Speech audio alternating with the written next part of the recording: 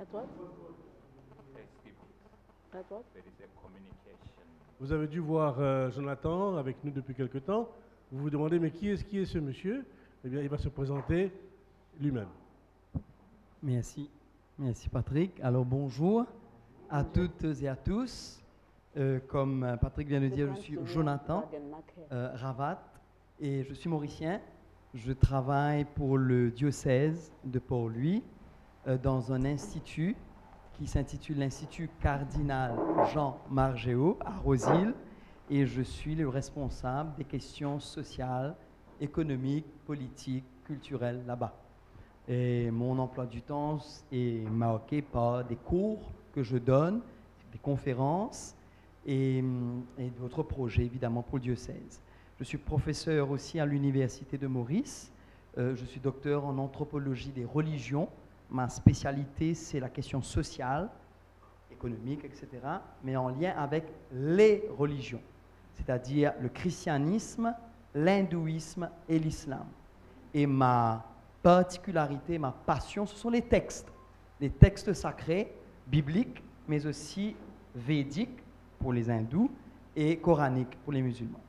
Alors, dans ma thèse, j'ai travaillé cette question de social et religion, et particulièrement les textes, donc les 3 textes en lien avec la figure de la misère à Maurice, et je suis donc un passionné des textes, malheureusement pas exégète, peut-être pas encore, et je partage souvent cette passion des textes avec Patrick, et j'ai eu donc la grâce d'être invité ici il y a un bon petit moment pour être avec vous, pour apprendre, pour me laisser porter par vous, par les textes et évidemment pour l'esprit. Et j'ai la chance de travailler aussi pour le gouvernement, à la Commission des droits de l'homme et dans d'autres secteurs, ONG aussi, enfin, autour de la réhabilitation des toxicomanes, des personnes en situation de handicap et bien sûr des personnes en situation de pauvreté et de misère.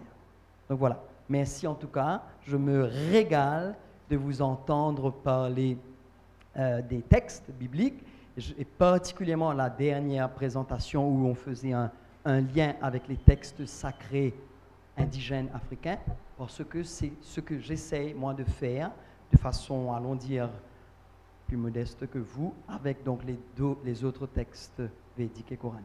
Donc merci pour l'accueil, et bon, au plaisir de vous revoir. En anglais. Okay. Summary. Oh, my name is Jonathan Ravat. I'm Mauritian, and I work for the Diocese of Port Louis in the Institute Cardinal Jean Margéot, where I'm the head of social, economics, and politics studies. I also work at the University of Mauritius, where I am a lecturer in sacred text and violence, sacred text and development, etc., etc. Because I am a doctor in anthropology of religions. I've studied religions, but particularly 3 main religions in Mauritius and in the world, that is Christianity, Hinduism, and Islam, but also their sacred texts, Bible, Vedas, and Quran. And I worked the 3 texts and the 3 religion linked to poverty and extreme poverty. So I'm very much moved by this social perspective, which includes economics and ecology and sacred text, but not just the Bible, but also Vedas and Quran. Unfortunately, I'm not an exegete, not yet, but I'm passionate about it. I often learn with my great friend Patrick, and I've got the grace to be invited here and to just follow your exchanges, your presentations. Sometimes it's a little, of course, deep, but I'm just little by little learning, because I'm pursuing research and studies and readings with a text, Bible, Vedas, and Quran, and of course, other perspectives. I also work for the government of Mauritius, through the Human Rights Commission and the National Social Inclusion Foundation, and I'm involved in other sectors, mainly in NGOs.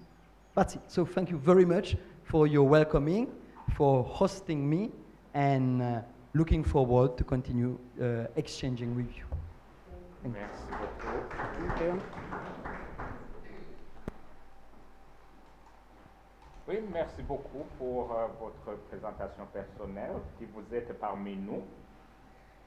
Et maintenant, nous prenons la 4e conférence sur Dieu qui contrôle la création selon le livre de Job au chapitre 38, 1 à 7. C'est en anglais. À vous la parole, Sœur Asha. Thank you very much. As I have already said, the title of my paper is God's Control of Creation in Job, chapter 38, 1 to 7. Pope Francis' encyclical Laudato Si is not about ecology per se, as he said.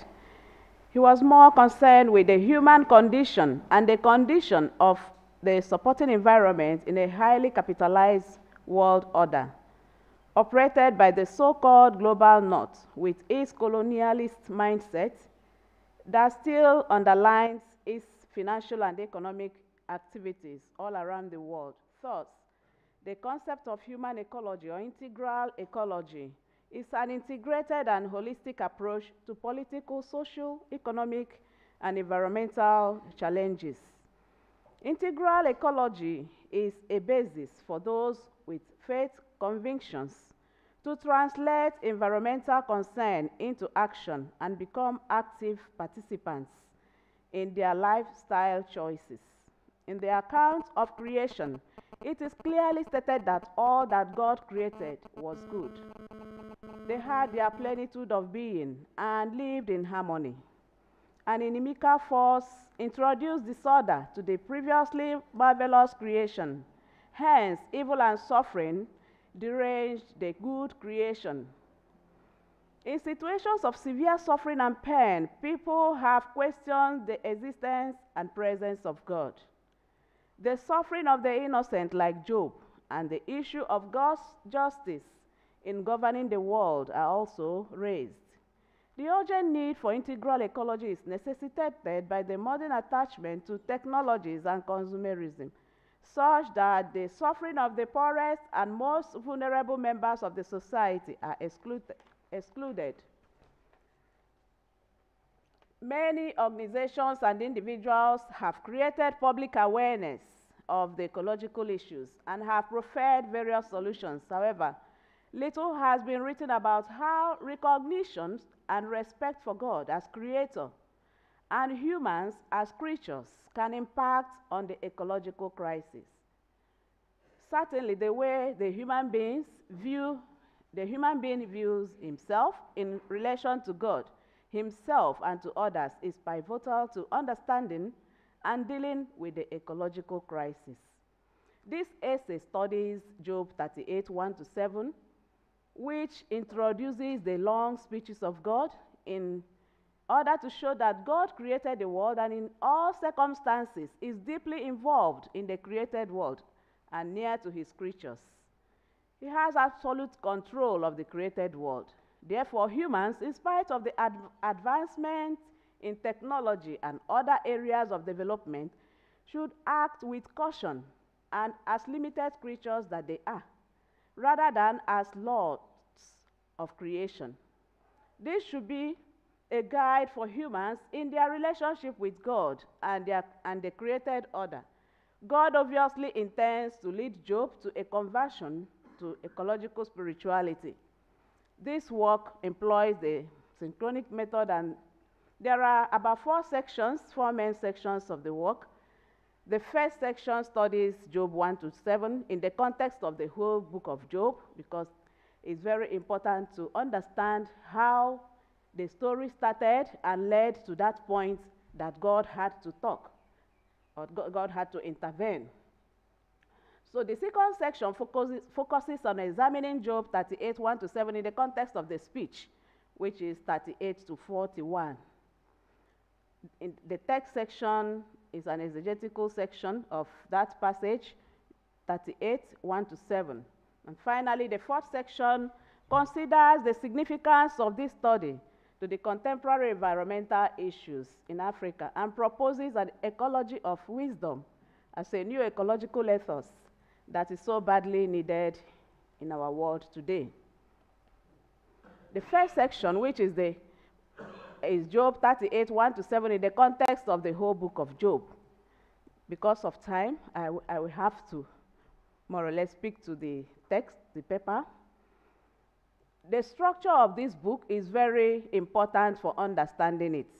We find that the scene was set in Job 1, 1 to 2. That is Job chapter 1, verse 1 to chapter 2, verse 13, which is known mainly as the prologue of the book. And then the last section of the book, which is 42, 7 to 17, is the epilogue of the book. They constitute his trial and restoration. That is Job's trial and restoration. Chapters 3 to 31 is a poetic dialogue between Job and his three friends. These friends of Job are real proponents of retribution theology. They agree with what Satan said at the very beginning, that it was not for nothing that Job was serving God. And God allowed Satan to afflict Job. Starting with, we know what happened to him, suffering from his children that died, his possessions, and in fact, his own person was afflicted with deadly sores. His friends, rather than consoling him, continued to tell him that he has sinned and he had to get converted from the evil or from his sins. And he himself continued to say that he is innocent of all that has happened to him. And he continued to wish to see God, to talk with God, and understand why a just man like him, because we know the retribution theology in Israel was that a just man cannot suffer, a righteous man. So suffering was the lot of the unrighteous, the ungodly. But here is something strange happening to Job. So that is in the context of the book. Job continued to wish to see God. Now coming to the context of the speech, we know that this passage is just the introduction to that long speech. So it would have been difficult for us to do exegesis of the whole 3 chapters from chapter 38 to 41, verse 6. God was the one that spoke almost all the time. You know, God spoke, and it's about creation. He started to ask Job one question after the other. Because of time too, I will allow you to read that section, which is situating Job 38, 1 to 7, in the context of Job 38 to 42, verse 6. So there's the first response of God, which is found in Job 38, 1 to chapter 40, verse 5. And of course, 2 times Job responded in a way. And what did he say? He simply acknowledged that he's a mere creature, that a mere creature cannot combat with God. There are things that are beyond human knowledge that only God knows. So 2 times in the long speech. So the second response is found in Job 40, 6 to 41, 26. And as I said, after God spoke in this second part of the speech also, Job responded. And in fact, he said, I have spoken once, I will not speak again. I have said things that I did not know. So he recognized that he is a creature and that God is the creator. And what was the simple thing that God asked him was to ask him about the world. You know, so that leads us to a close reading of the text. The first verse, which is a narrative introduction, just tells us that God appears in a wild wind, God responded. In fact, some scholars say God did not respond, but here we can say that God actually responded. They said that an Igbo person was asked, that it was said that your people answer questions with questions. Is it true? And the Igbo person said, who said? So by saying that, he has confirmed what was said. So in that way, I think that what God did here is a real response to Job. That even though he did not address the problems that were raised in the book, like why a just man must suffer, but he took him to a kind of war, a tour around the world, asking him questions one after the other. So according to Roland Murphy, the Lord does not answer Job. He asked him one question or the other. Some scholars will think that he actually answered him by asking him those questions. They were all rhetorical questions. Who is this? Where were you? What do you know? Can you do this? Can you do that? And so on. So it would appear that Job's worst fears have been verified. That should one want to contend with him, he would not answer him. But as I said, I think God answered Job. The Lord answered by addressing him with the two discourses. So and it was that the Lord appeared in a whirlwind, Hasa'ara, which we know is the context of theophany, often in the Old Testament. Yahweh begins to speak to Job in Job 38, 2-3. The only textual variant we find there is where God told him that he should dress up like a warrior. The other one says instead, like a man, kegiver or kegibor, so whichever is the case. And then the important question, how God started this discourse is, who is this that darkened counsel with what? Without knowledge? Who, after all, is Job? Is he another God, rival to God, to Yahweh? He only succeeded in darkening counsel, according to this expression of God. The word Esa means counsel, design, plan, and scheme. It refers to the sum total of God's plan and works. So Job darkens God's plan, or thwarts God's plan by asking those questions, posing the questions he posed to God. Yahweh is probably refusing to accept Job's agenda and is redefining the issue between them as that of his plan, a design of the universe, rather than that of justice or otherwise Job's experience. The word Esab very often means the act of counseling, but can also mean wisdom itself. So by asking those questions, or asking God's question asking questions about God's justice, God's way of ruling the world, Job is in a way acting against wisdom.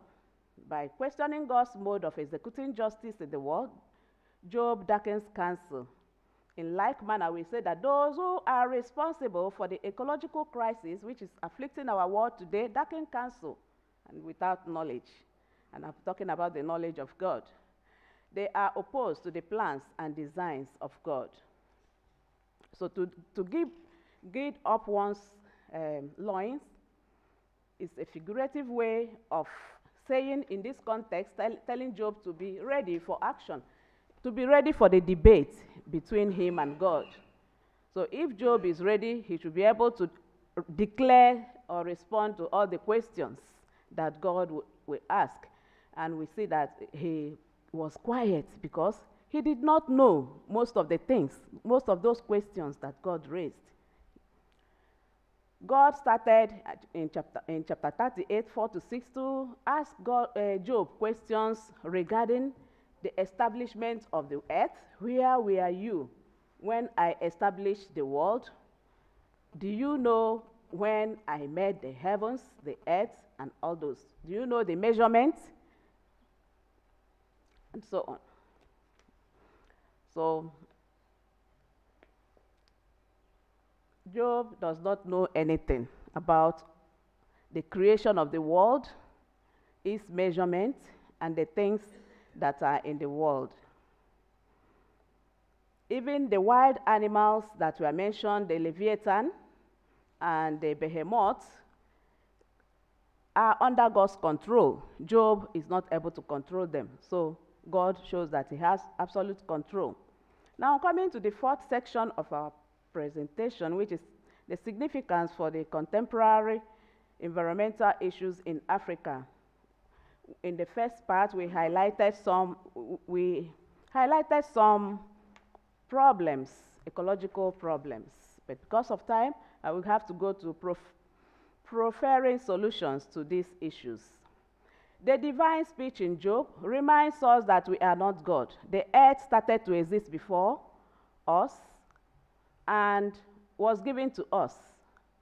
So we must forcefully reject the notion that our being created in God's image and given dominion over the earth justifies absolute domination over the creatures, since God rejects every human claim to absolute ownership of the earth. Respect for the dignity of all leads to the culture of life in which every creature of God blooms and joins with the creation, with creation in praising the Creator, just as we listen to this ocean praising God around us. The traditional African Igbo word was integrationist, in which every effort was made to take account of every component of creation in order to maintain communal and cosmic equilibrium of peace. The ultimate divinity or God in that language, in Igbo language, the creative overarching force that circumguided the universe or the Igbo world is called Chineke, Chukwu. His pervasive eternal goodness was unconsciously or presumably acknowledged, but his power and effective presence were often considered elusive and distant. But the advent of Christianity in Africa, for example, in the Igbo land, the society was a sacred, before that time, the society was a sacred society ruled by supernatural charters, which derived from the earth goddess, the earth and its products, and humans were all considered sacred gifts, which were received and celebrated with a lot of festivals and rituals.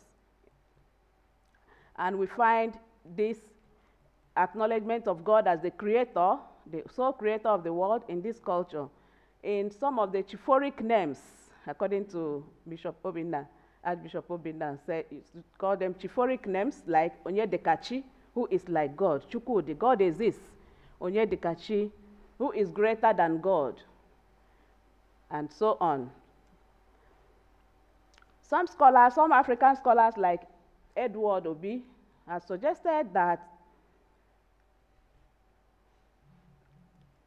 what can be done at the level of government policy and social and economic life is to go beyond technological fixes and undertake a determined recovery of the spiritual values of African religion and culture, which include the profound respect Africans have for tradition and social continuity. This is followed by intergenerational regard, meaning that past generations of the family and tribe are considered to be still present members of the community. And this is neither formally taught nor even thought about. Africans drink it in with their mother's milk. There is need for a conscious bid to recover the traditional and original harmony in African societies and in their natural ecologies. This harmony has been severely disrupted by modernity.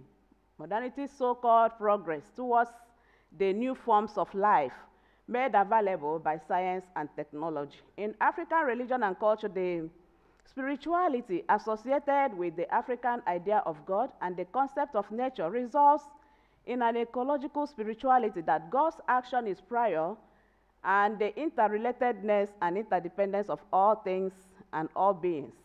So there is need for Africans to consciously relearn and reclaim the ethical values that previously undergirded and sustained their harmonious relationship with nature.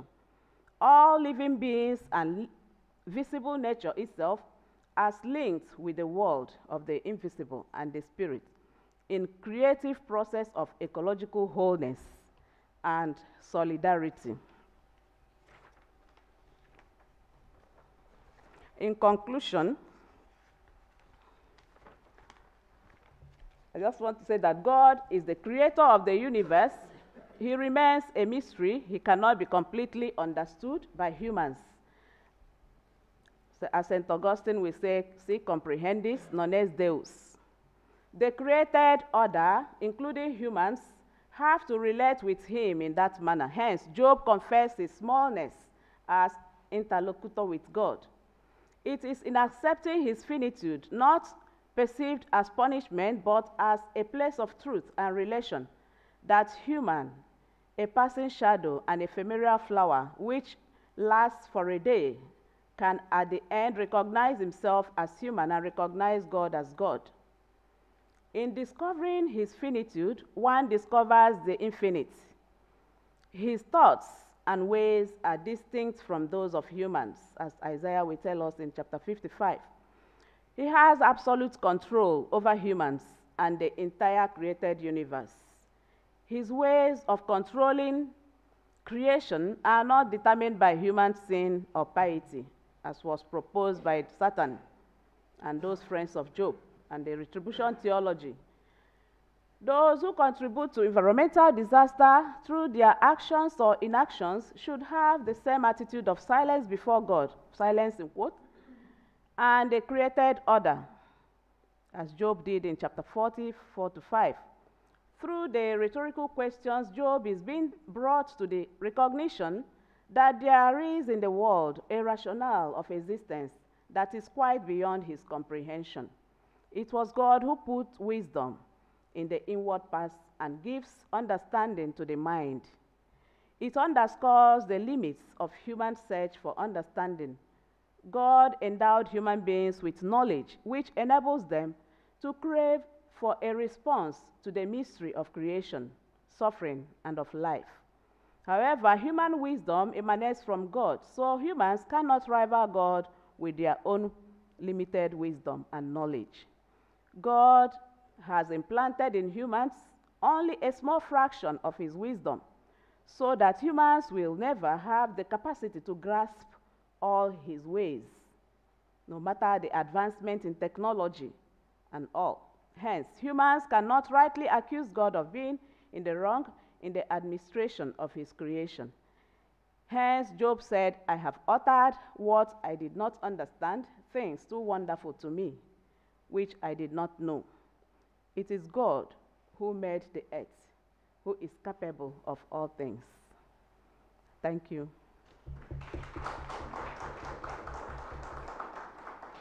Merci beaucoup, Sœur Asha, pour votre présentation.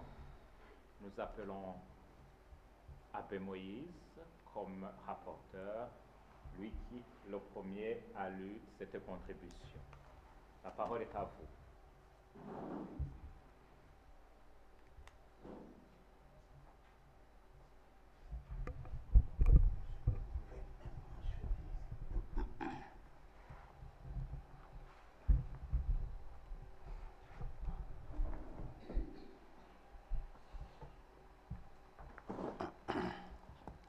Thank you, Sister, for your presentation. Well done. I have just some general observation.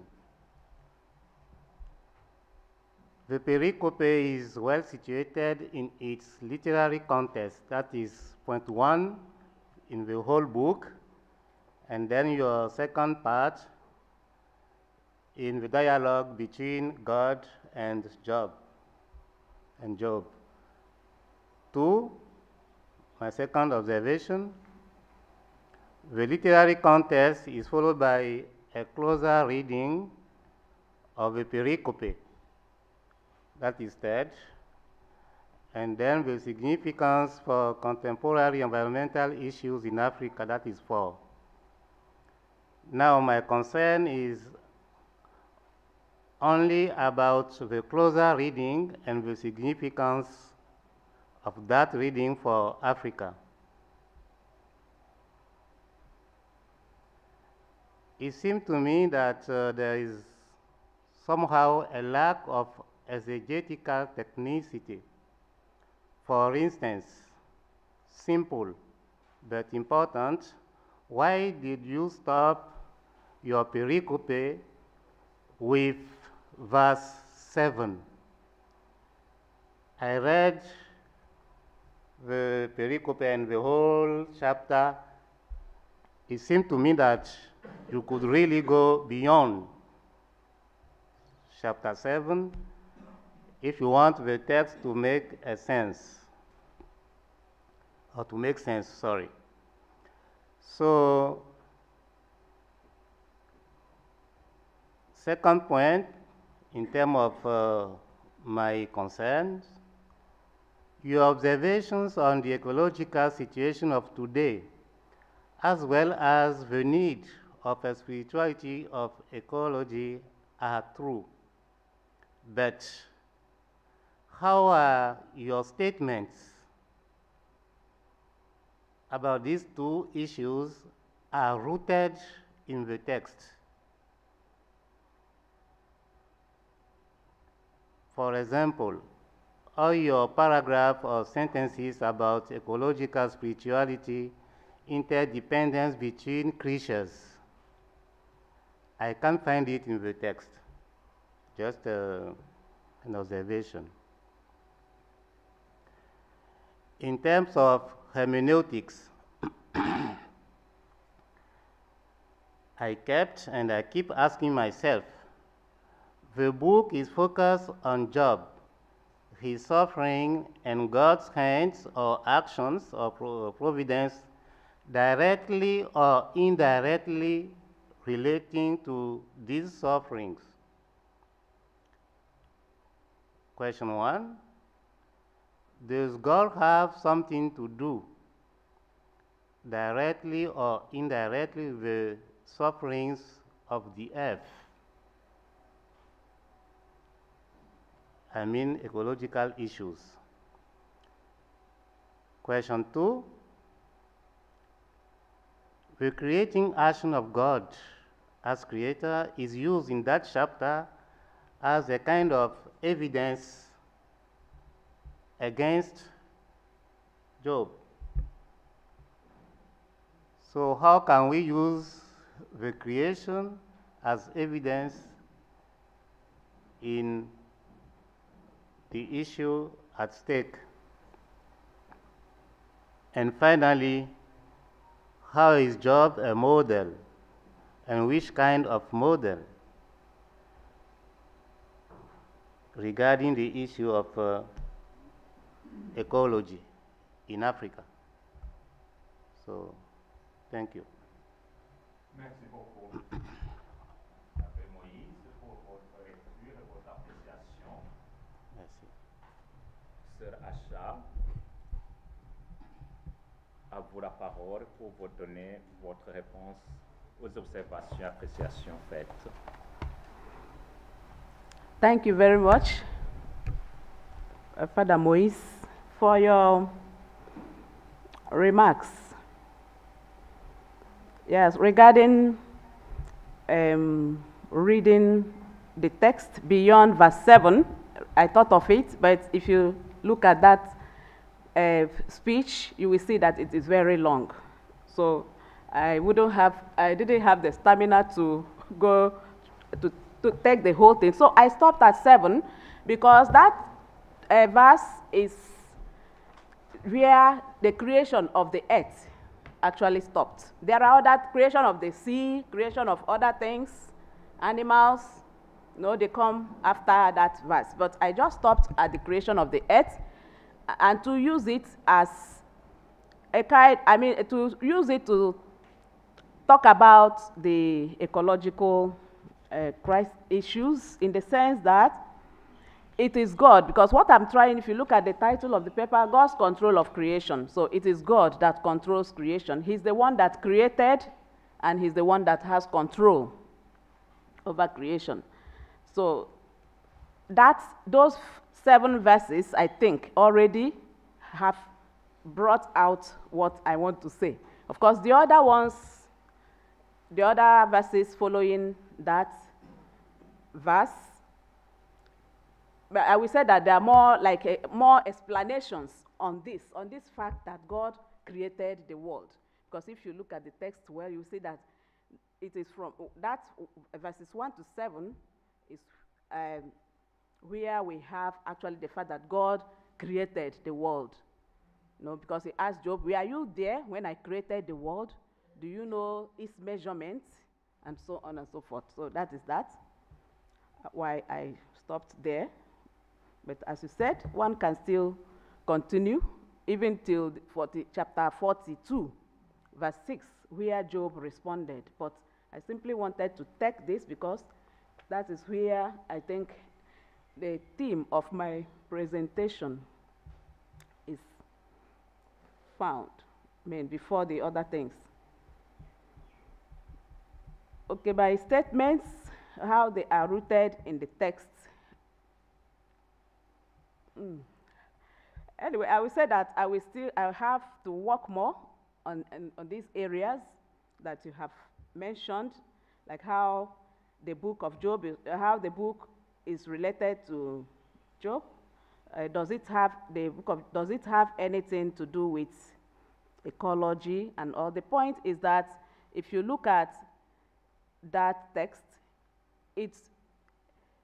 we are talking about integral ecology. So integral ecology, we can see that Job, the issue of that text, of that book of Job, is really the suffering of Job, which we can say is also when Job is part of God's creation. So when any part of creation is in crisis or is suffering, there's an ecological problem. That is what I think. So that we're reading it in the context of the whole book, looking at the fact that how the issue started, how the problem started, because Job is serving God. That was how that, and he's not serving God for nothing. And then he was afflicted, and we can say that there is really a problem. The fact that this man, a just man, suffered throughout. He suffered even the silence of God throughout the conversation in the book. He suffered that until this point that God appeared.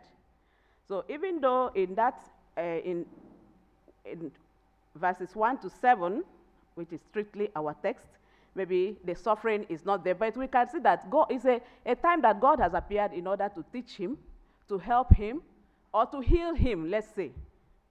Healing the man that has been suffering, which we say that is part of, it's an ecological problem, suffering, I think. So because it involves human beings and the environment. It's not only the environment. So how Job is a model, and which kind of model in ecology in Africa. As I said also in relation with human ecology, which the Pope spoke so much about in his encyclical Laudato Si. In Africa today, we all know the sufferings that have befallen our planet, different forms. It is not only the desertification or spilling of oil and all that, but the sufferings of human beings on the planet in different forms. So if people who are suffering in different forms in our continent read the book of Job and eventually come to terms with this response of God to Job, that they were not there when God made the world. Because some people, in the midst of their problems and difficulties, they start losing faith in God, the Creator.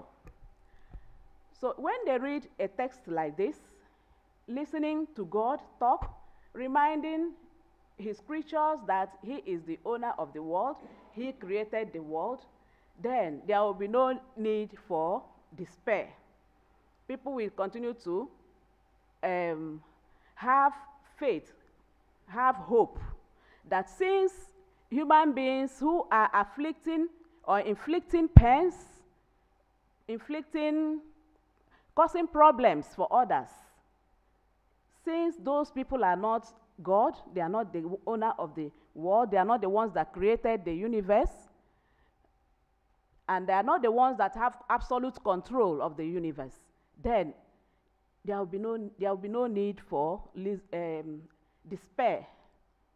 People will continue to have hope that one day the owner of the world, who has absolute control over the world, will intervene in their situation. That is how I think it is related to ecology in Africa. Merci Thank beaucoup, Sœur Asha. Maintenant, la parole est donnée au public. Commençons directement avec Monseigneur l'évêque.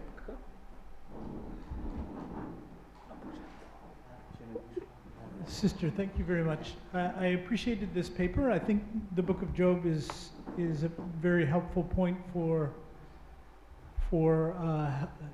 a very helpful book for helping us get to some of the points that we need to get to in talking about the Bible and creation, especially this section where God answers and basically exposes human arrogance, which seems to be the major problem here. But I have a question about your answer to how we then deal with the problems that we have in ecology. Because on one reading of your paper, it sounds as if you might be saying, we need to forget about the Bible and the gospel and return to African traditional religion. Now, I don't think that's what you are saying, because you are a Roman Catholic sister and you make a living by teaching the Bible. So I don't think you want to throw that away. So you need to help us a little bit more to show, to say what is the problem? Is the problem that we have lost African traditional religion, or is the problem that something has replaced it, which is not African traditional religion and not the Bible either? A kind of Western modernist viewpoint in which human beings lord it over the creation rather than have respect for God's creation. Thank Nous you. prenons une deuxième question. Non, il y a d'autres qui avaient déjà. Allez, derrière, là-bas, derrière. Il vaut mieux prendre les noms d'abord. Ouais. Oh, thank you, sister, for a good presentation.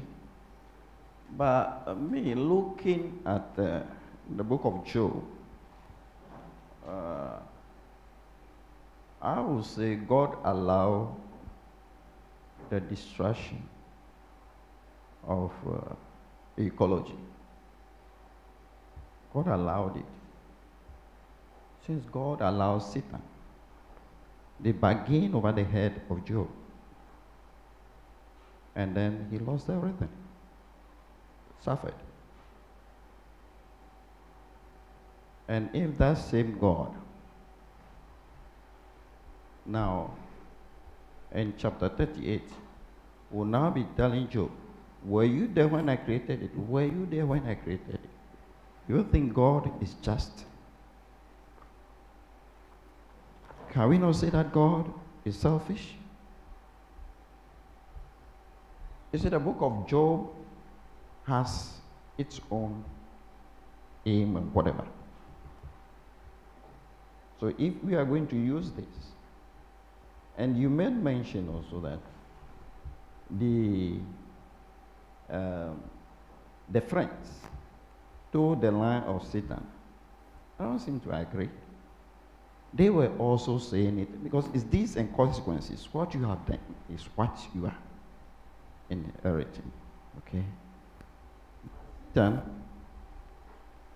said, well, it's not because of anything that Job is faithful to you, God, because you support him. Then God will say, okay, it's given to you, but not his life. See, so having this background, and then coming to the end, and then now God saying this too, it shows rather that when you are powerful, you can do whatever you want. Yes, so he's powerful. He created the world. So you, Job, sit there. Whatever is happening to you, sit there and listen. And just endure it. That's how I'm looking at it. The ecological part, yes, can come, but how you use God and Satan from the very beginning, for me, just changed the whole thing. Thank you. Oui, professeur Oudekor. Paul d'abord depuis longtemps. Okay? Paul, Sister, may I join my colleagues also to say merci beaucoup to Sister. My specific question is what type of genre?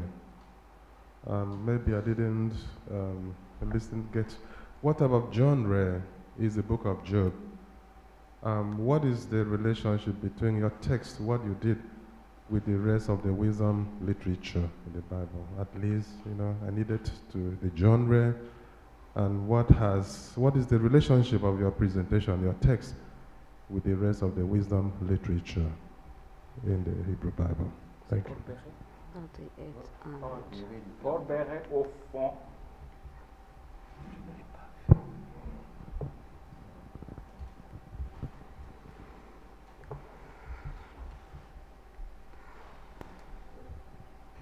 Sister, thank you very much for your paper.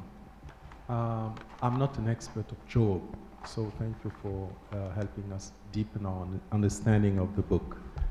I'm wrestling with the prologue in 1:11, 2:5, and I think 2:11.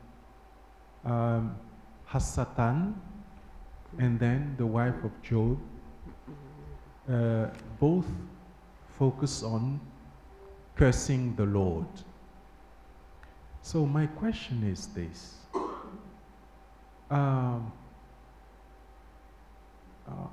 The book of Job is not about suffering, but about how we are expected to talk about God when we are suffering.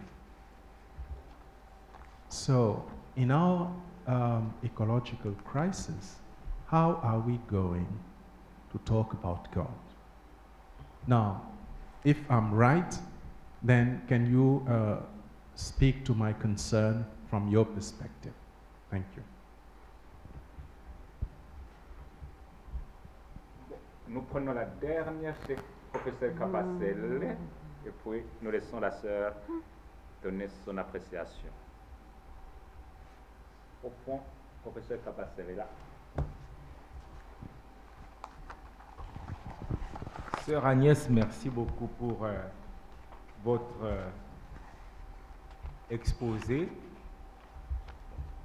Je reviens sur une remarque, en fait, je pense par votre répondant pour la délimitation. Je pense qu'il faut quand même avoir des critères solides pour s'arrêter au verset 6. Vous ne pouvez pas vous arrêter comme raison, c'est trop long. Ce n'est pas une raison. Donc, si vous pouvez peut-être justifier, puisque justifier la délimitation, pourquoi vous vous arrêtez au verset 6 alors que les questions continuent au verset 7, etc. Mais voilà, ma question est celle-ci. Vous parlez de Dieu finalement inconnaissable, c'est votre conclusion. Dans la conclusion, vous dites que que bon, Dieu reste un mystère dans le livre de Job. Or, le livre est plus complexe que ça. Hein. Bon. Parce que dans le livre, à la fin, 42, 42, verse 5, hein, on dit, les schémas ozen shematira, beata enai rateha.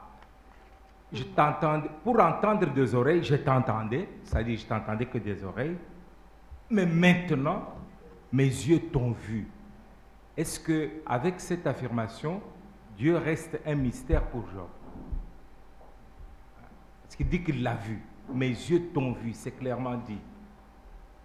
Et puis, deuxième complexité, si vous pouvez nous éclairer,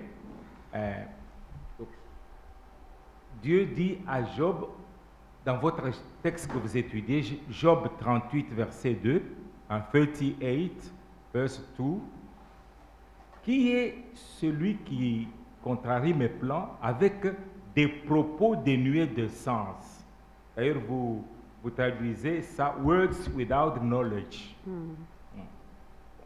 Et Job lui-même reconnaît ça, qu'il a parlé avec, qu'il a mal parlé avec des propos dénués de sens. Et pourtant, au chapitre 42, verset 7, 42, verse 7, Dieu va dire, you and your friends are Eliphaz, for not having spoken correctly, as my servant Job has done. C'est-à-dire, il reconnaît que Job, lui, a parlé correctement. Comment est-ce que vous pouvez nous expliquer toutes ces contradictions, ou, si vous voulez, toutes ces tensions dans le texte? I didn't understand. I didn't get you very well, all the things. So can you explain? J'ai fait l'effort de lire les versets quand même en anglais.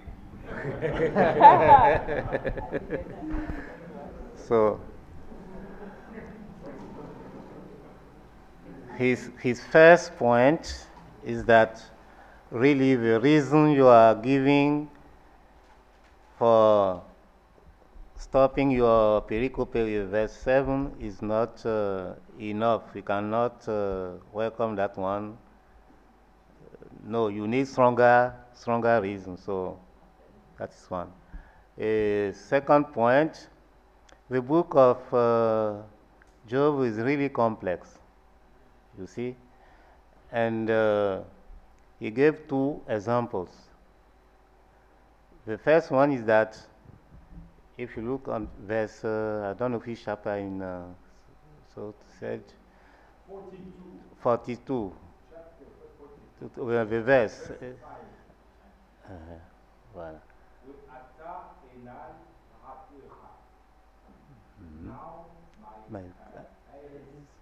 Have seen you. So, this is what are you going to see, the experience of Job through what he went through, okay? And then God accused Job that he has just spoken senselessly, okay? But Job will agree, yes, I spoke with more, let us with less sense, without knowledge. Nevertheless, later on, God will say that you people, I mean talking about Job's friends, that you people, you spoke about me in an incorrect way, that my servant Job has spoken about me rightly, okay? So how do you put together all these tensions in the book? Okay, thank you.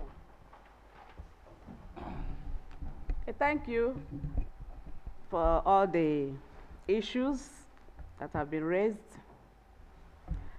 Starting with Bishop Grant, you also responded in a way that I don't have any intention as a Catholic nun to go back to African traditional religion. But what I'm trying to say is that there are a lot of values that we had, we Africans, we still have, that some of them, maybe with the advent of Christianity, the people that Christianized us, that brought a Christian religion, saw some of those things as evil. But they are not evil per se. They are things that could help us even in living our Christianity better. But we were told that those things are evil, and they were abandoned. And coming to what I said, it's like having reverence for Mother Earth. For instance, in my own culture, the earth is revered. The earth is considered as sacred. And there are certain things you do in the land, the earth will fight. For instance, if somebody kills his brother, the Mother Earth will fight. That is the belief of the people. And because of that, people are careful on certain things, like incest. People are careful about those things because they are afraid that Mother Earth will strike. So it is from that point of view. There are some values that we have in Africa that can help us in this ecological discourse like if you are afraid that if you understand that the earth is sacred, then you will handle the earth with care and caution and not do things like when we come to human ecology. Now I've mentioned issues like acting against one's brother, killing your brother, doing evil against your brother, the issue of injustice, and so on. So it is from that point of view that I was talking. And then Father, I can't remember the name of that father, Father Alex, he said, is God just by behaving the way? Is he not selfish? And then the friends of Job that told the lines of Satan.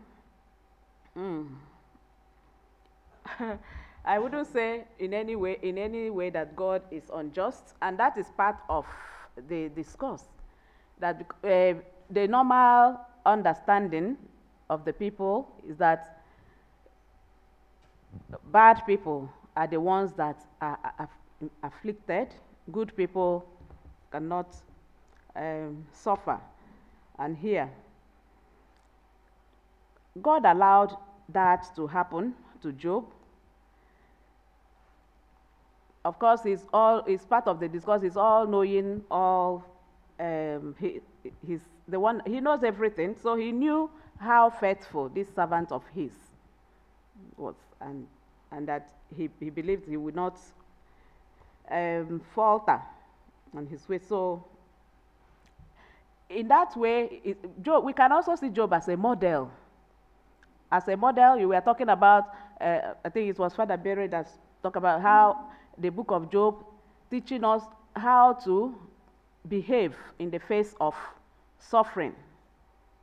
And so it's a way, he allowed it probably to present Job as this model to people. I don't know if I got all, but we can still continue the discussion. Then the issue of the genre of the book, there are different ones. We can see dialogue, we can see speech, like this section, 38 to 42 is speech, speech of God. And then the book of Job with other wisdom books. In fact, I call this book an anti-wisdom wisdom, in the sense that the book of Job, yes, it's a wisdom literature, it's one of the wisdom books, but it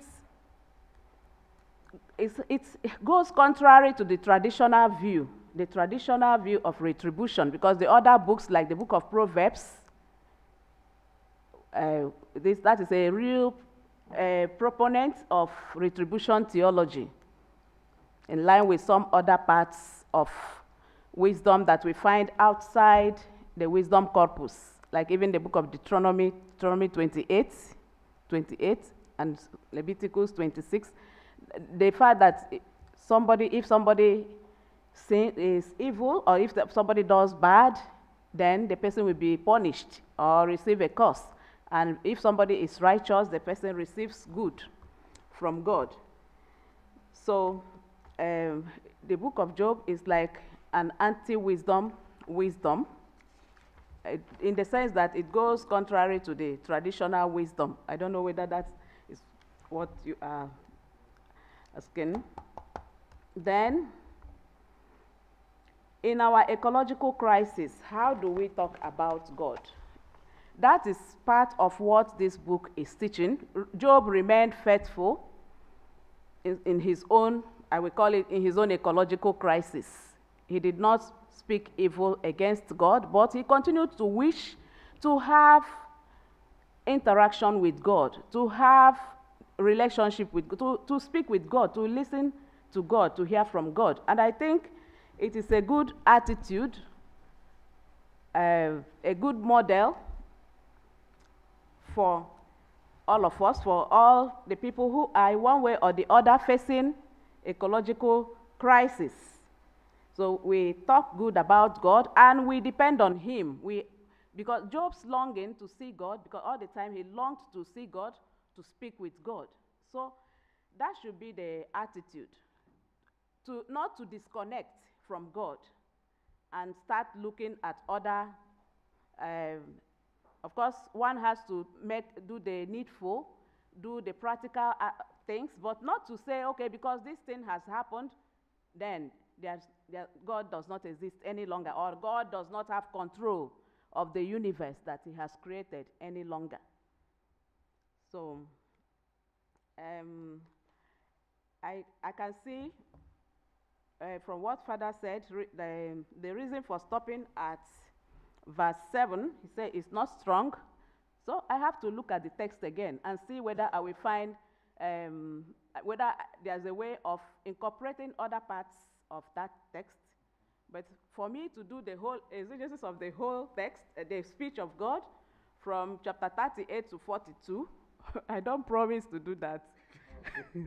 But I will still have to look at the text again and look and see, because that was the way I looked at it before I chose the 7 verses that I chose. But I can still look at it from another, look at it again and see if there are other ways of, okay, maybe you can also suggest to me. Okay, the issue of now my eyes have seen you.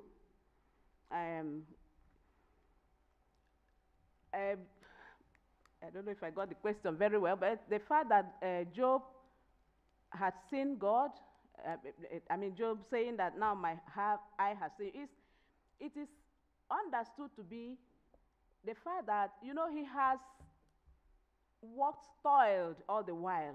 He has battled with this issue of suffering, from the traditional view that a just person cannot suffer. But look at him, he is convinced of his innocence. But others around him, his wife and Satan, of course, even Satan himself was convinced that Job was innocent. But he wanted to, he allowed God to test him. So, saying that his eyes have now seen, it's not just physical eyes. It means now I have come to understand. That is what it means. It's not, okay, now I'm looking at you, when you say I see does not simply mean I'm looking at you, I'm seeing you. It means, okay, now I understand.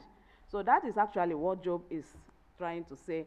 I have been hearing about you. That is, there are things I have heard about you. You're aware of acting. You're aware of governing the world. All those things were not clear to me. Now that you have spoken, those things have become clearer to me. Now I understand. That is the meaning of now I see you face to face. Merci beaucoup, ma sœur. Oui, nous allons continuer à voir dans les deux sens, avec les yeux et avec l'esprit. Encore une fois, merci pour votre exposé. Nous vous prions de regagner votre place. Anyway, before I go, I want to thank Cardinal Onaiko, because he was actually the person that encouraged me to come for this conference.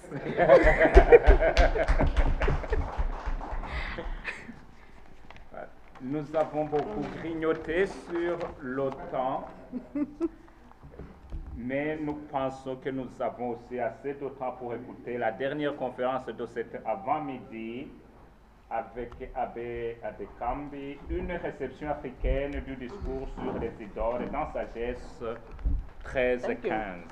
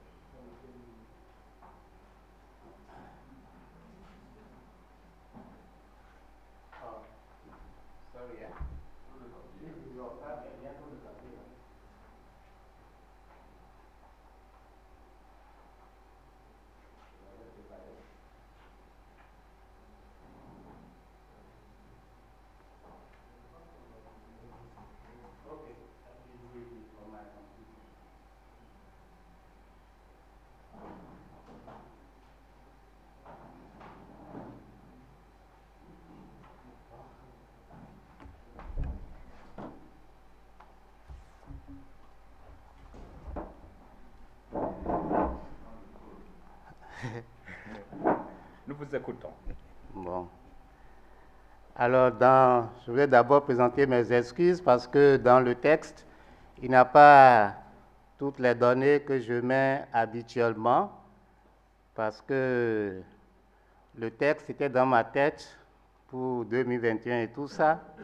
Mais quand j'ai commencé par me les mettre par écrit, cette année, j'ai connu une année un peu difficile qui a été une année d'opération chirurgicale pour moi.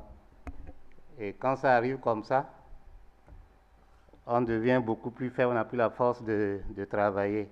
Mais on a l'essentiel pour discuter aujourd'hui. D'abord, pourquoi j'ai choisi d'étudier ce texte sur les idoles? Est-ce pour retourner à l'idolâtrie ou pourquoi?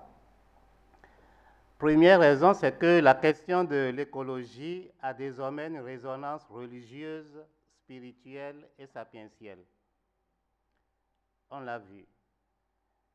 Deuxième raison, dans cette perspective, je me suis demandé quel peut être l'apport de la religion, de la spiritualité et de la sagesse des idoles dieux ou des dieux idoles des religions traditionnelles africaines.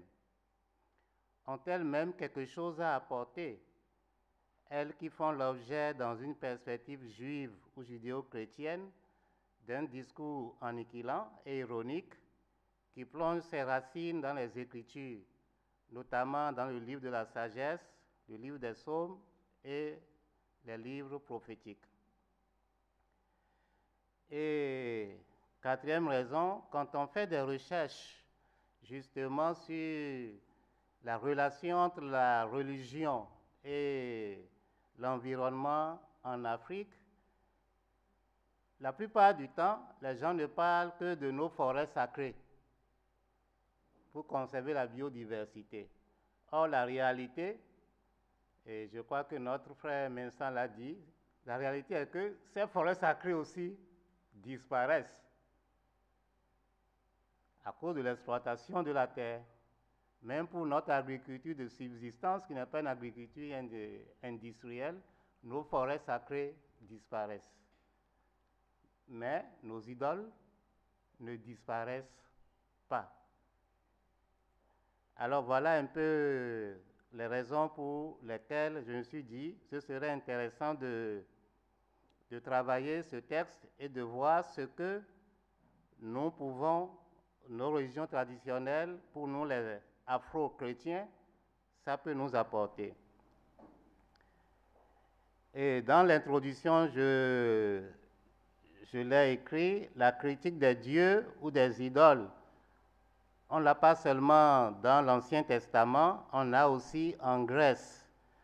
Nous l'avons en Afrique également, avec les missionnaires, les socio-anthropologues européens et tout ça. Mais n'oublions pas aussi que nos propres cultures ont leur propre critique de leurs idoles. Et face à cela, il y a évidemment beaucoup d'anthropologues et de théologiens qui ont eux aussi réagi contre la critique occidentale missionnaire des idoles. Et au Nigeria, en exemple, vous avez Bolaji Idowu, qui est un prêtre anglican et qui a écrit le livre que vous connaissez, un méthodiste, oui, qui a écrit le livre que vous connaissez. Et puis, au Bénin, nous avons un certain Monseigneur Adoukonou qui a écrit le livre que vous connaissez, dont le titre est suggestif, Jalons pour une théologie africaine, essai d'une herméneutique chrétienne du vaudou dahoméen. C'est deux volumes. Et donc, mon article se situe dans cette perspective-là d'une relecture, disons, de Sagesse 13 à 15, avec quelques questionnements. Premier questionnement, les idolâtres sont-ils si dénués de raison et de sens, au point d'adorer des objets matériels, inanimés, immobiles ou des animaux? Deuxièmement, à supposer qu'ils ne soient pas aussi sots, c'est 13.1, aussi misérables ou malheureux, 13.10, aussi fous, insensés, déraisonnables au superlatif, dans 15.14, comme l'affirment ces versets, quelle serait la rationalité à l'œuvre dans la réalité aussi vieille que le temps de l'idole, ou bien de l'image du sacré? Troisième question, quelle conception de la relation entre le visible et l'invisible dans l'idole, surtout chez nous les Yoruba? Je suis content que le cardinal soit là, dans la culture de Orisha. Et enfin, dans quelle mesure cette relation entre le visible et l'invisible affecte par sa rationalité, même son épistéologie, la relation entre l'humain, créature de Dieu, et la nature, elle aussi créature de Dieu. Mon approche sera critique. J'utilise ici en particulier l'approche de la connivence critique que propose notre confrère et collègue Pukuta, critique de la réalité culturelle des idoles, critique du texte biblique que je questionne, Sagesse 13-15, et critique qui résulte de la confrontation entre le texte biblique et la réalité critiquée. Mais pour cette critique-là, je vais me servir de la critique, disons, quand on parle dans un dialogue en proverbe, en ceci que on peut opposer une évidence à une autre. Mon texte comprend 4 parties. La première, c'est l'orientation herméneutique de 13 à 15. La deuxième est intitulée Des dieux, les dieux et les idoles. La troisième, Dieu, créateur, les choses fabriquées, les dieux fabriqués et la nature. C'est le plus important selon moi. Et enfin, la synthèse, Sagesse 13-15 et la dimension surnaturelle de la nature. Bien, et les orientations herméneutiques, c'est pratiquement la question de structure. Et comme premier point, j'ai essayé de montrer pourquoi dans 13 à 15, nous avons pratiquement 4 parties. La première partie, 12-23 à 13-19, contexte de la relation entre Dieu et son peuple. La deuxième partie, 14-1, chapitre 14, verset 1 à 31, contexte de la relation à Dieu comme Père Providence de son peuple. Troisième partie, les implications éthiques de l'idolâtrie. Et quatrième partie, 15, 1 à 19, conteste de la relation à Dieu bon, vrai, patient et miséricordieux. La première conclusion à laquelle je suis arrivé, c'est que le procès contre les idoles ne peut se comprendre que dans un cadre théologique donné. Et c'est le cadre théologique judéo-chrétien. Alors, le procès fait aux idoles et aux idolâtres n'est vrai que dans la mesure où ceux-ci ne reconnaissent pas un Dieu tel que Sagesse 13 et 15 le décrit. Et la troisième partie qui parle des implications éthiques, avec la phrase que vous connaissez, l'idolâtrie est la source de tous les maux. Alors, là aussi j'arrive à la conclusion suivante. En étudiant l'adjectif et tout ça là, et le caca et l'adverbe kakos, que en réalité le procès éthique fait aux idoles ne tient que dans la mesure où ceux-ci évacuent effectivement de leur éthique l'exigence du bien, du beau et du bon. Et deuxième orientation et de sens. J'ai été obligé d'emprunter des mots aux philosophes. Hein. Mon répondant il va certainement revenir là-dessus. La connaissance de Dieu et des dieux. Et j'ai mis du physique au métaphysique. Ça, c'est intéressant parce que dans Genèse 13 à 15, la problématique est une connaissance de Dieu. Les idolâtres ne connaissent pas Dieu, tandis que les Juifs ou les Yavis, eux, ils connaissent Dieu. Alors, la connaissance de Dieu, on a donc deux groupes opposés. Il y a ceux qui connaissent Dieu, et ça, c'est le peuple de Dieu, et ceux qui ne connaissent pas Dieu par erreur pour les différents types d'idolâtres.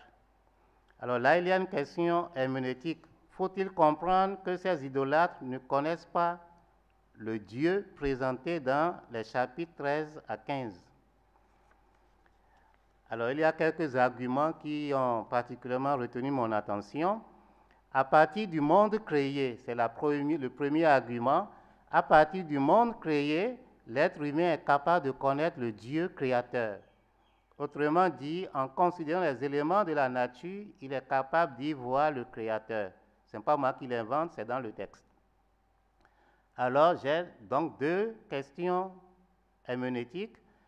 La première, les cosmolâtres, là, prennent-ils réellement les éléments de la nature pour des dieux, c'est-à-dire pour leur propre créateur, ou pour des dieux créateurs?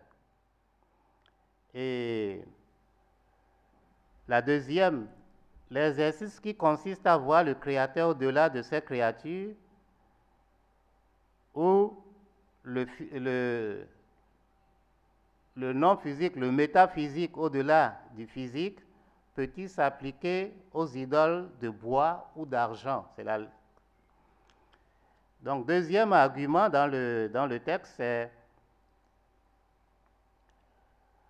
en accord avec les psaumes et tout ça, donc, Sagesse 13 et 15 définit les idoles comme des œuvres de mains humaines. La question herméneutique est la suivante. Mais peut-on y voir autre chose que des œuvres de mains humaines? Pas dans une logique analogique, qui est dans la première partie, mais dans celle d'un regard métaphysique sur le physique. Et ça, au chapitre 4, verset 1, vous avez 3 bois. Le bois qui sert de bateau de façon naturelle, le bois qui est béni parce qu'il a fait du bien, et le bois qui est condamné et maudit parce que le bois a été transformé. Le même objet sculpté, mais qui sert à l'usage de l'humain, c'est bien. Quand c'est sculpté et que ça sert dans le culte, ça devient maudit. Donc on a comme 3 états de la même réalité. Ma synthèse à cette étape est la suivante. En somme, la critique des idoles dans Sagesse 13-15 est partiale et partielle. Elle ne tient pas notamment compte de l'expérience religieuse que font les idolâtres de leurs idoles, à tort ou à raison, vérifiées ou non vérifiées, et du fait que ces dernières, parce que objets de culte, ne peuvent pas être considérés uniquement comme des objets naturels, même si elles sont œuvres de mains humaines. C'est déjà fini? Bon. Alors, donc là, tu veux rattraper ton temps. Donc, ça, c'est ce que... On peut passer au deuxième point ou au dernier point. Je fais la synthèse rapidement du dernier point. Et si un discours sur les idoles doit être complet, il faut que ça tienne également compte de l'expérience religieuse de ceux qui sont dedans. Et le discours biblique est un discours éthique sans H, c'est-à-dire c'est un discours extérieur. Donc, qu'est-ce que les gens eux-mêmes vivent? Et j'ai été dans le texte, j'ai jusqu'à dire, par exemple, l'expérience des non-théophores. Bon. Dans nos cultures, ça veut dire bien que les gens vivent quand même quelque chose avec leur divinité. Mais ce n'est pas le plus important. Pour ce qui est des idolâtries et de la morale, et je me suis tout simplement contenté d'une réalité chez nous. Les personnes consacrées aux divinités, à leur mort, sont réduites à l'état profane. C'est-à-dire, on leur enlève le fétiche, tout ça là, on dit, tu rencontres ton Dieu avec ce que tu as fait de bien ou de mal. Ça veut dire que pendant tout le temps là, l'éthique est dedans. On ne peut donc pas dire que le culte des idoles comporte nécessairement une non-éthique. Au contraire, c'est l'éthique du bien à faire à la nature, aux humains qui sous-tend tout cela. Bon. Et enfin, pour ce qui est de ce que sont exactement les idoles, pourquoi c'est ça qui a fait que je suis allé en fait chercher ce sujet-là. Il y a un niveau superficiel où on ne voit que des cultes et du bois. Mais en fait, le cardinal est là. Dans la culture Yoruba, on dit, il a plusieurs manières d'expliquer le mot Orisha. Il y a la manière mythique, la mythodologie, mais il y a la manière réelle où nous disons ceci, Ashadyo Ogun, l'anpe l'Orisha. Ça veut dire quoi? Ça veut dire qu'en fait, ce que vous croyez comme idole extérieure, là, en réalité, c'est des éléments de la nature, des minéraux, des plantes, etc., que les gens mettent ensemble et qu'on enfonce dans le sol et qui fait ça. Alors, vous pouvez, de ce point de vue-là, c'est intéressant, c'est un anthropologue, Pierre Verger, pour ceux qui le connaissent, qui s'est fait initier au Fa dans mon village natal, l'année où je naissais. Il est mort maintenant. Mais il a laissé un volume de plus de 500 pages, des recettes de plantes et de tout qu'on fait pour chaque divinité, pour chaque maladie. C'est à la bibliothèque de Laval et j'ai eu la joie de pouvoir le consulter et le traiter. Donc ça veut dire quoi? Ça veut dire qu'en réalité, ce qui sous-tend nos idoles dans cette culture-là, c'est bien la connaissance de vertus des plantes et des plantes, des animaux, de tout ce que vous voulez. Alors, donc, au-delà donc de tout ce que nous voyons de l'extérieur, nous avons une manière pour les gens d'exprimer leur connaissance, leur sagesse de la création qui se traduit évidemment en respect et en utilisation. Ma conclusion, j'ai encore 2 minutes. Bon, alors je dis, le discours de Sagesse 13 à 15 affirme sans embâche que les idoles, appelées aussi des dieux, sont des œuvres de mains humaines, immobiles et impuissantes. Cette affirmation est incomplète et ne tient pas compte du statut religieux des idoles et du point de vue des idolâtres. Grâce à un dialogue herméneutique en Proverbe, je n'ai pas pu le faire, les évidences éthiques de Sagesse 13-15 sont confrontées à des évidences émiques des orishas du monde religieux Yoruba. On s'aperçoit que ces divinités reposent sur une connaissance des vertus thérapeutiques et même surnaturelles des plantes. Mieux que ça n'exclut pas la connaissance du Dieu créateur. Et là, je remercie encore le cardinal pour le texte dont il nous a parlé hier, le credo. Le Dieu créateur est le fond pour nous tous, y compris pour les idolâtres. Et ça, là, c'est vérifié. Donc, si le Dieu créateur est le fond pour nous tous, eh bien, il y a une place pour les Africains pour que, dans la foi au Dieu créateur, ils exploitent la connaissance et la sagesse qu'ils ont de la nature dans le débat écologique. Merci. Merci beaucoup, Abbé Moïse, pour votre exposé.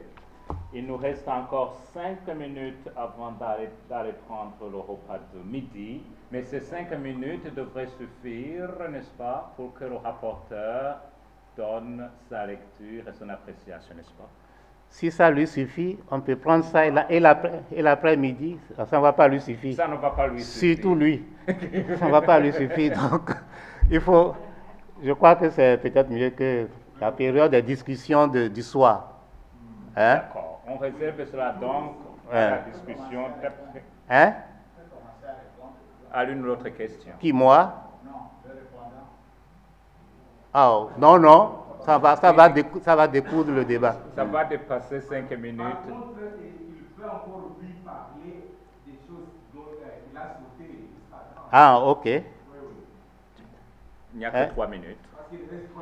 Oui, ok, d'accord. Les choses que j'ai sautées, c'est les affirmations fortes ou quand même, de façon thématique, je professe ma foi là. C'est-à-dire que le texte dit que personne ne peut fabriquer Dieu. Et ça, c'est vrai. Hein? D'accord? Personne ne peut fabriquer Dieu. Et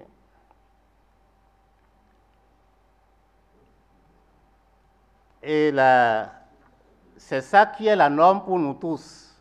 Donc, nous ne pouvons pas créer Dieu. Et c'est là où je dis que nos gens non plus, avec les idoles, ne croient pas et n'affirment pas qu'ils créent Dieu. C'est de l'extérieur que nous disons qu'ils créent Dieu.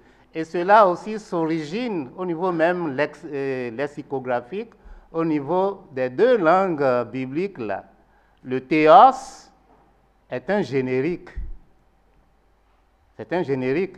C'est la tradition monothéiste juive et judéo-chrétienne qui a fait du théos, qui a réduit le théos à un spécifique égal le Dieu créateur. Et ça, là aussi, ça se vérifie au niveau de, vous connaissez tous la problématique, Elohim, El et tout ça. C'est aussi un générique Elohim, avant que Elohim ne devienne Yahvé. D'accord? Et dans la culture sémitique, c'est la même chose. En Mésopotamie, partout, la divinité, c'est d'abord de l'ordre du générique, mais ça ne veut pas dire que nécessairement, les gens ne croyaient pas à une divinité créatrice. Et l'avantage de Sagesse 13 à 15 ici, c'est que dès le départ, au chapitre 13, c'est la question du Dieu créateur qui est posée. Et la connaissance de ce créateur-là, dans une logique analogique, par l'humain. Et de ce point, c'est ce que je revendique, c'est que même ceux qui adorent des idoles savent très bien que le Dieu créateur existe. Non seulement ils le savent, mais ils en font l'expérience à travers des noms théophores. Voilà. Voilà, il est temps Nous sommes à l'heure indiquée, donc à 12h30. C'est le temps indiqué pour une pause avec le repas de midi. Rendez-vous pris donc ici dans cette même salle à 15h00. Merci beaucoup. Merci.